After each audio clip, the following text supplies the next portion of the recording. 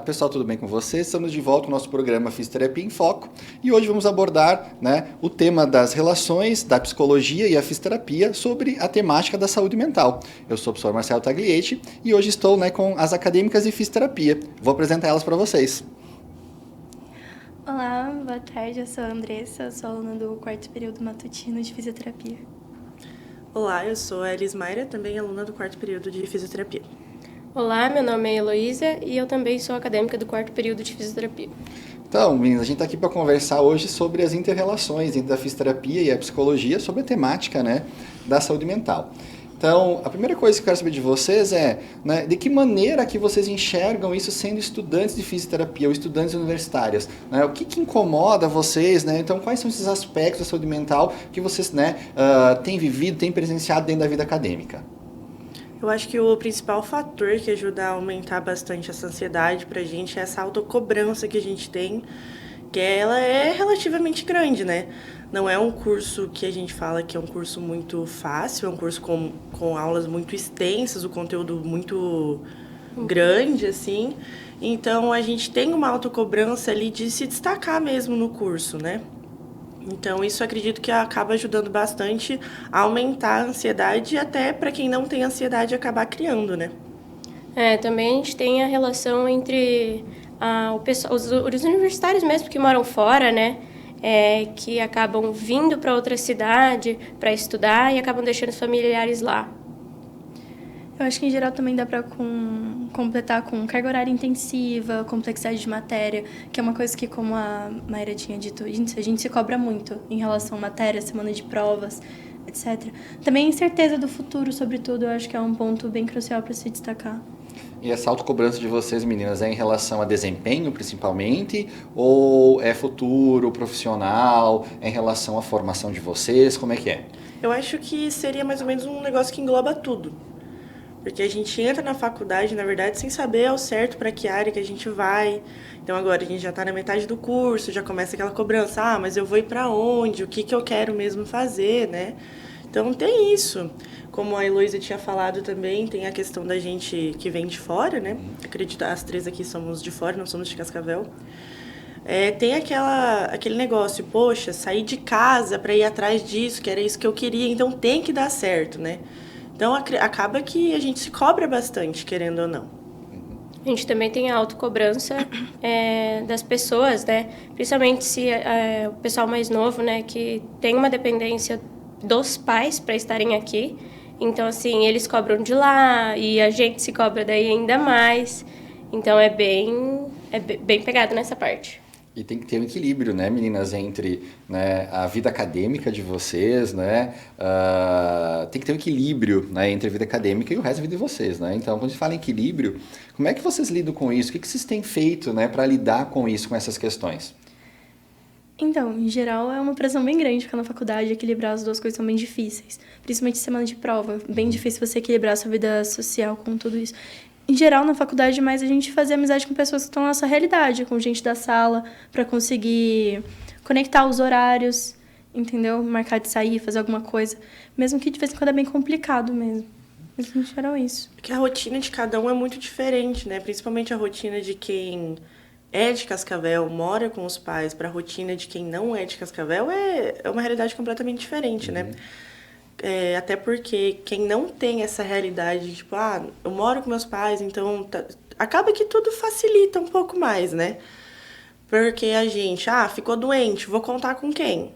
A gente conta com as nossas amigas que estão ali vivendo a mesma realidade, Claro exemplo, semana passada, teve colegas minhas que ficaram bem doentes. Quem que ajudou uma ou outra foi a gente mesmo. Era uma correndo atrás de médico, outra correndo atrás de levar no postinho. Então, a gente vai se ajudando mesmo.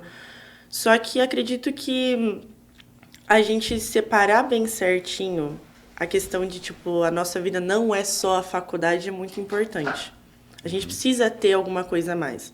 Faz uma academia, treina algum esporte, faz parte de algum clube de alguma coisa, entra para atlética. Tem que ter alguma coisa para alivianar o processo. Sim. Senão acaba ficando muito pesado. E esse é o processo, obviamente, vocês estão aqui numa condição, né, de distanciamento, né, da família, mas também vocês precisam criar vínculos. A gente precisa fazer novas amizades, novos ciclos, né, e novos hábitos também, sejam eles, né, hábitos, né, de atividade física, né, descanso, né, relaxamento. Então, tudo que, né, vai contribuir para essa nova jornada, para essa nova rotina de vocês, porque tem que conciliar isso com a vida acadêmica. Né? E quando a gente fala isso de conciliar, além de conciliar a vida acadêmica e a vida pessoal de vocês, vocês também têm que lidar com os pacientes, na verdade. Né? E como é que vocês fazem isso assim? Né? Tem a nossa vida pessoal, mas também tem o cuidado, né? Tem a doença, tem a capacidade do paciente. Como é que vocês enxergam tudo isso dentro, né, da profissão de fisioterapia? Em primeiro lugar, eu acho que a gente sempre tem que colocar o paciente. A gente sempre tem que colocar ele à frente, porque, querendo ou não, apesar de todas as dificuldades que a gente está tendo, a gente pode estar em um dia ruim, né? Mas, querendo ou não, a gente está ali trabalhando para isso, a gente está em formação para aquilo, né? E se agora a gente simplesmente abandonar tudo e deixar eles na mão, quando a gente se formar, né, for atuante e tudo mais, né, não... Tem que saber lidar, né? Tem que saber lidar, né, com, né, a parte, né, pessoal e depois com a ética profissional, né, com a nossa deontologia. Né? Então, saber lidar, então, né, com essas demandas que acabam chegando até nós, né? Seja as demandas individuais ou seja as demandas dos nossos pacientes, né, ou das pessoas que estão ao nosso redor também. A gente tem que entender que a nossa área é uma área da saúde. O nosso paciente está dependendo ali da gente para ter uma melhora. Nós estamos ali... E nós temos que entregar para eles um atendimento de qualidade. Então, assim, nós temos que entender que nós temos que nos capacitar. E, às vezes, nos capacitar não é só vir na aula, né? A gente tem que estar correndo atrás um pouco de continuar esse estudo, às vezes, em casa, fazer algum grupo de estudo, tirar dúvidas com os professores. Os professores sempre são muito abertos com a gente quando temos dúvidas. Então, entender que é uma pessoa que está dependendo da gente, né? Fazer estágios também, observatórios ali na clínica que disponibilizam, né, desde do primeiro semestre. É muito bom porque, querendo ou não, a gente já começa a ter contato com os pacientes, não diretamente, mas a gente já começa a entender como que se é aquilo mesmo que a gente quer para a nossa vida, como que o pessoal atende os pacientes para a gente já ir entendendo. Até porque não é só chegar lá e passar o tratamento e tranquilo, né? Os nossos pacientes, eles chegam com uma carga pra gente também. E às vezes a dona Maria tá reclamando do filho, a gente atua um pouco como psicólogo também. Às vezes o seu João tá ali reclamando que o vizinho dele não sei o quê. Então a gente tem que ter cabeça para saber levar essas coisas também. Muitas vezes eles vêm à procura de alguém para conversar também. Então... É interessante que ao longo da formação a gente vai desenvolvendo essas habilidades, né, de comunicação, né, habilidades de uma escuta mais ativa, né, habilidades, né, de simpatia, né, então assim, a gente vai aprendendo com isso e também vai moldando, né, o nosso perfil profissional, porque ao longo, né, da formação vocês vão aprendendo a desenvolver essas habilidades, que também são importantes depois para a carreira profissional. E como que vocês, o que vocês fazem para, né, evitar situações de nervosismo, de estresse, de ansiedade, pré-prova? Como é que vocês lidam com isso? O que vocês fazem? Então, para lidar com o estresse, normalmente eu acabo ou saio para correr. Correr ajuda muito, libera muita coisa, ansiedade, adrenalina. Correr ajuda bastante. Normalmente, quando eu tô muito estressada por causa de prova, eu gosto de comer alguma coisa que me dá uma sensação de alívio. Tipo, comer um docinho, alguma coisa que tem uma memória afetiva, acho que ajuda a aliviar bastante a questão de estresse, assim. Mas, em geral, é pensar que, independente do resultado, eu sou mais que a nota da prova. Sim. Eu sei o quanto eu me esforcei, eu sei que, por mais que eu não vá bem nessa prova, vai ter uma prova futura que eu possa me esforçar mais. E pensar que o meu futuro inteiro não está definido naquele pedaço de papel. Eu acho que é o que ajuda a aliviar um pouco a tensão em si. A gente precisa pensar em estratégias alternativas, né? Então, a gente, né, vocês partem de casa, vocês partem, né, de um histórico que a gente precisa desenvolver isso. Então, o que pode contribuir, ajudar vocês, né, para reduzir essa carga, né, na semana de provas, apresentações de trabalhos, né? O que vocês fazem mais? Eu acho que uma coisa que eu cheguei a entender que me ajuda muito, claro, né, cada um precisa chegar a entender qual que é a estratégia que mais ajuda. Para mim, o que me ajuda muito é ter um grupo de estudos. Porque acaba que a dúvida de uma, às vezes, eu não tinha me tocado, que também era minha dúvida, ou a gente acaba aprendendo métodos de estudos diferentes, a gente acaba se adaptando melhor. Então, eu saber que tem alguém ali junto comigo no processo, que não é só eu que estou enlouquecendo, que não é só eu que estou pirando, né? É uma coisa que ajuda bastante.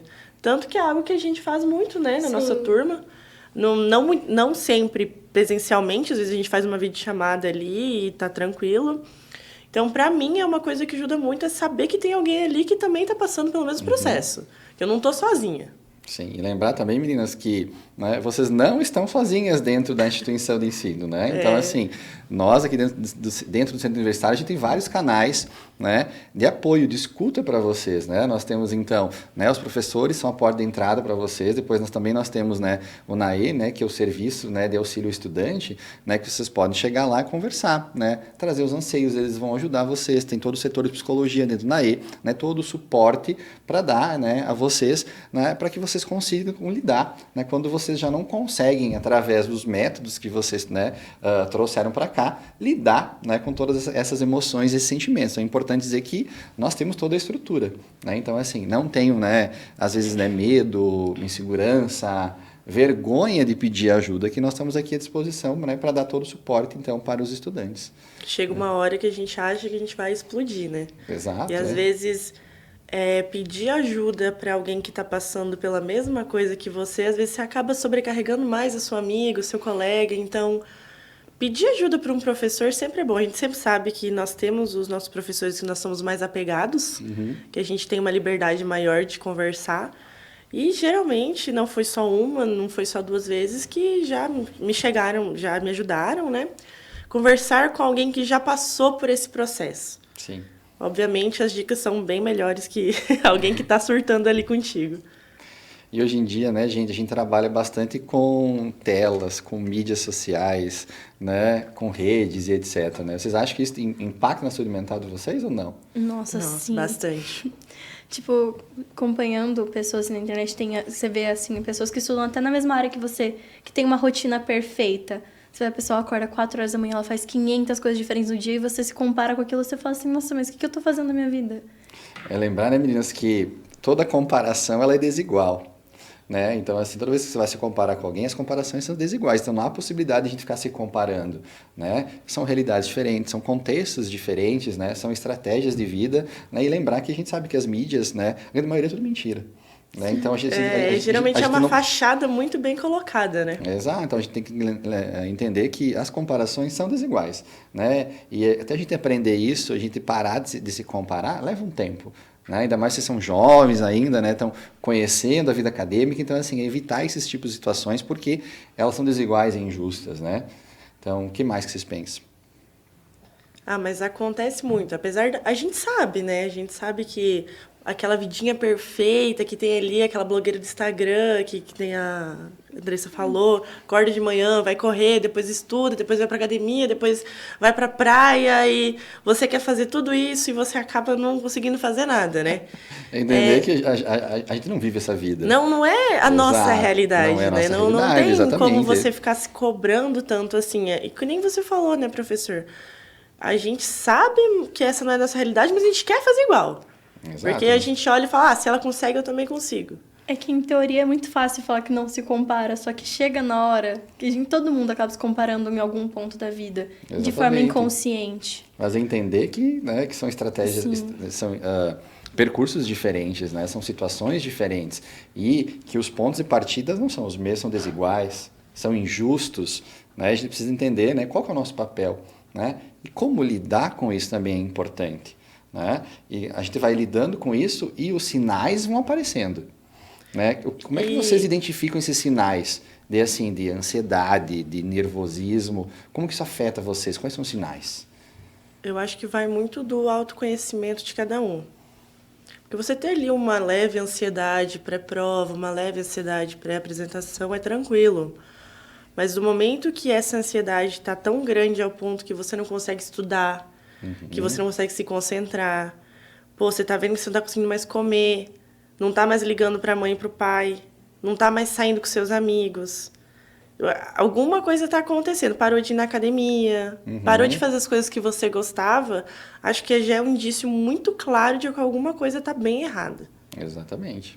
Né? Que Eu acho mais? que ele já pegou bem, né, num estágio assim que tá uma pessoa que tá com bastante ansiedade, né, esses sintomas assim. Quando começa a atrapalhar, né, É. o seu dia a dia, o rumo do seu dia a dia. Isso. Né? Quando a sua rotina, você não consegue mais executar atividades da sua rotina. Então, isso é importante que vocês possam identificar, né? Então, reconhecer, né, esses sinais e sintomas, né, e sempre buscar ajuda. Porque esses são jovens, né? Então, o mais importante é reconhecer sinais e sintomas e buscar ajuda. A gente já falou aqui nos nossos canais, né? Mas assim, né? Buscar ajuda, né? Para os amigos, para a família, para os profissionais, para a nossa instituição. Então, assim, lembrar que as portas estão abertas para que vocês possam, né? Não ter que passar por isso. Né? E criar estratégias, então, para depois controlar, né? Mediar essas situações. Eu acho que é... O apoio psicológico do NEI ajuda muito. Eu tenho muita oscilação de humor, principalmente crises de ansiedade, em trocas de humor, assim. E prejudica muito na faculdade essas trocas de episódio depressivo e mania. E eu conversei com o NAE justamente por dificuldade tipo, de acordar, ir pra aula, que são coisas que acontecem em pessoas que têm alterações de ansiedade, assim, por conta do estresse estresse acadêmico em geral, da pressão e tudo mais. O NAE, ele oferece todo esse apoio psicológico sem custo nenhum, ele abre portas se você tem dificuldade em provas, etc. Que tem pessoas que ficam muito tensas com aquele ambiente silencioso certeza. da sala de aula, em pegar o papel, e mesmo que a pessoa estudou horas e horas, ela acaba se Não tendo bom desvinculando do desempenho. conhecimento, acaba tendo aquele branco. Então, acho que tipo, o principal passo é você criar o avanço de ir mesmo, mas que seja difícil. Aí Eu acho que o pergunto, primeiro passo sempre é o mais difícil de acontecer. como mudar isso? É. Como mudar essa realidade? E eu acho que é muito importante também a rede de apoio prestar um pouco de atenção. Porque a gente, às vezes, a gente não tá percebendo que a gente tá caindo ali. Mas as pessoas que... Mãe, pai... Estão próximos a você, professores até mesmo, né? Porque os professores, querendo ou não, fazem uma parte muito importante ali da nossa vida. Eles acabam conhecendo a gente. Acaba vendo, tá meio borocochó... Pô, não tá mais vindo pra aula. Às vezes dá um toquinho aí, tá tudo bem? Tá acontecendo alguma coisa? Porque a pessoa em si, às vezes, ela não se toca que tá acontecendo isso. Pra ela tá tudo normal, ela só percebe quando ela já tá lá dentro. Exato. Ou Então, às vezes a pessoa até percebe, né, e não quer comentar nada, né? Quer ficar ali e não Não quer pedir preocupar ajuda, ninguém, né? não pedir ajuda pra ninguém, quer se fechar mesmo. É importante que, né, as nossas redes de apoio, os amigos de vocês, né, os vínculos que vocês criaram aqui e também a família.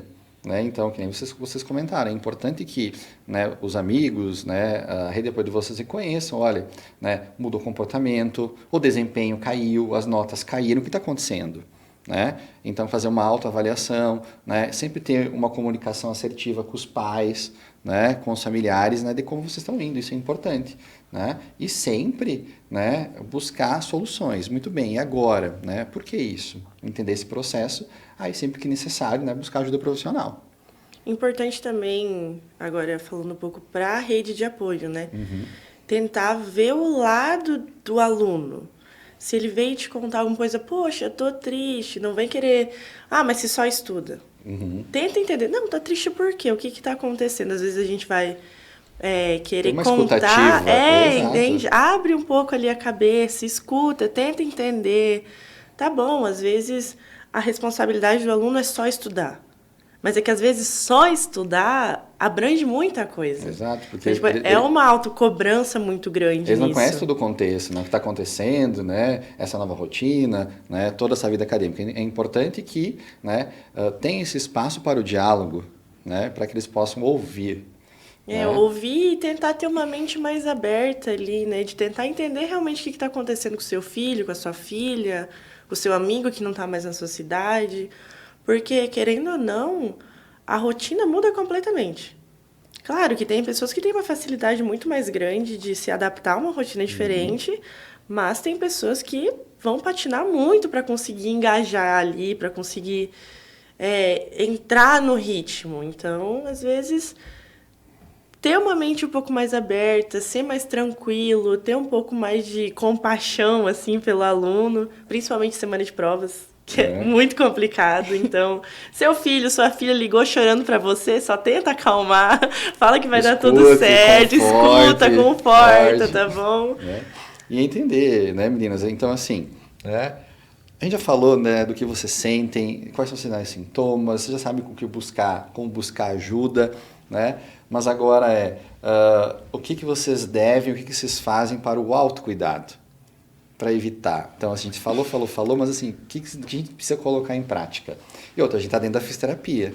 Aí a gente tem várias práticas dentro da fisioterapia que vão auxiliar para evitar isso, né? O que vocês me dizem agora? O que vocês têm de autocuidado para levar? Para, né, fazer, né? E outra, para ajudar os colegas. E aí? O que eu posso falar por mim, que foi uma coisa que aconteceu esse ano, foi que eu entrei para a Atlética. Uhum. A gente sabe que a Atlética, ela proporciona treinos de várias modalidades.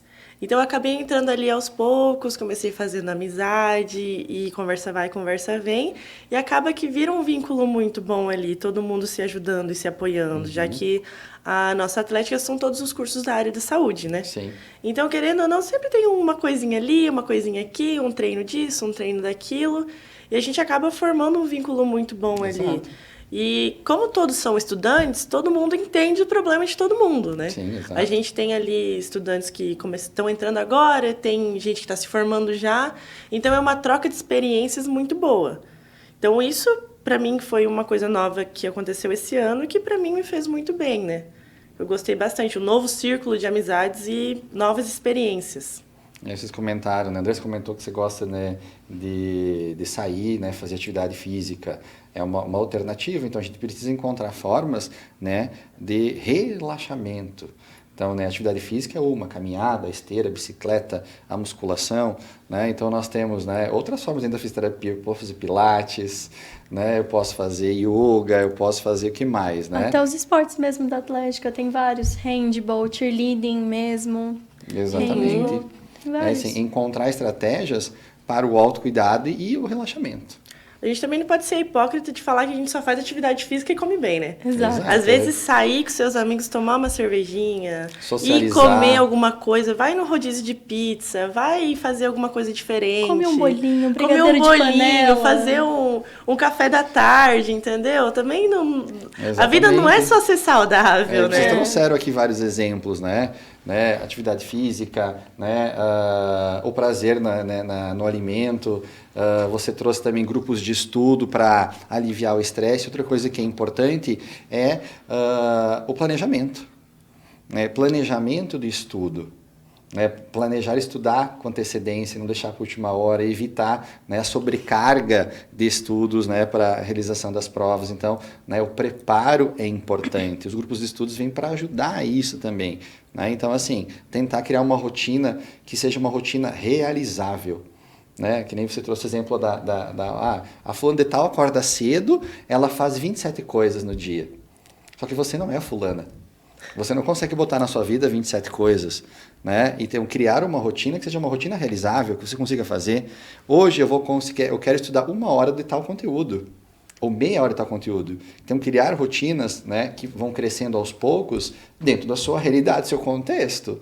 Né? Então, não adianta nada você falar, não, hoje eu vou estudar a tarde inteira. Exatamente. Aí você fica tão cansada de estudar a tarde inteira que no dia seguinte você não estuda nada. Exatamente. Então, assim, vocês precisam desse autocuidado, né, para traçar essas estratégias, né? Então, buscar a rede de apoio, buscar os amigos, buscar os grupos, né, para que a gente consiga, né, ter, né, gente, uma vida acadêmica prazerosa, né? Feliz. Claro, sempre vai ter uma ansiedade pré-prova, sempre vai ter um nervosismo, isso é normal, ainda mais nas provas práticas que a gente tem. Então, assim, a gente precisa criar uma rotina que seja uma rotina saudável. Vai ficar nervoso? Todo mundo fica. Todo mundo fica. Né? Mas não que seja uma coisa assim, né, além, né, do que a gente já sente no nosso dia a dia. Então, isso é importante que vocês possam reconhecer. Né? E eu acho que também é importante se priorizar. Priorizar a sua vida, a sua saúde mental, independente de qualquer coisa. Com certeza. Se você sente que você talvez não foi tão bem em alguma coisa, não conseguiu seguir a sua rotina que você planejou de estudos porque alguma coisa na sua vida pessoal te afetou, tá tudo bem. Você precisava desse dia para descansar. vai ter outros. Não é porque você foi mal em uma prova que foi o fim do mundo. Exato. Então, assim, entender, né? E a autocobrança que vocês falaram, né? Sim. Saber lidar, né? Também, então, com todas essas emoções e sentimentos também, né? E sempre readequando de acordo com as necessidades, né? Individuais de vocês. Então, isso faz parte, então, né? De uma vida acadêmica saudável, né? Que é, literalmente, viver a faculdade, né? Então, assim, viver de forma saudável, né? E poder aproveitar, né? Já que vocês estão aqui, que escolheram o curso da vida de vocês, que é a fisioterapia, então tentar aproveitar, né, a faculdade da melhor maneira possível. Certo? O que mais? Mais alguma coisa, meninas? Eu acho que a gente acabou resumindo tudo mesmo, né? Muito bem. Então, pessoal, nós discutimos hoje, então, né, as percepções, né, então, aqui dos alunos de fisioterapia em relação à saúde mental. Né? Eu deixo um abraço para vocês e nos encontramos, né, no nosso próximo programa.